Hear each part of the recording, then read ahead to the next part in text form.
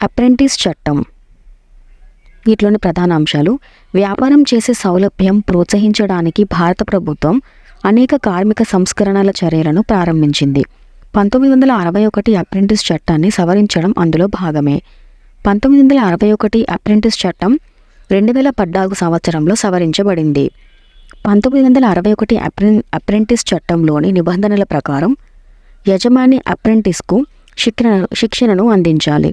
2014 apprentice చట్టంలోని నిబంధనలు పరిశ్రమకు మరియు యువతకు మరింత ప్రతిస్పందించేలా చేస్తాయి. అప్రెంటిస్ ప్రోత్సాహన్ యోజన కూడా ఎంఎస్ఎంఈలకు మద్దతును పెంచడానికి ప్రారంభించబడింది. ఇది ప్రధానంగా అప్రెంటిస్లను నిమగ్నం చేయడంలో తయారీ రంగంలోని ఎంఎస్ఎంఈలకు మద్దతు ఇస్తుంది. దాని ప్రకారం స్టైఫన్లో 50% భారత ప్రభుత్వం పంచుకుంటుంది. దీనికి సంబంధించిన అదనపు సమాచారం: అప్రెంటిస్ చట్టం 2014 ప్రకారం అప్రెంటిస్ కావడానికి కనీస వయస్సు 14 సంవత్సరాలు. ప్రమాదకర పరిశ్రమలకు సంబంధించిన అప్రెంటిస్షిప్ 18 సంవత్సరాలు.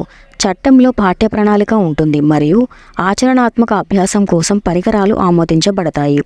దీనికి కేంద్ర అప్రెంటిస్షిప్ మండలి ఆమోదం తెలుపుతుంది.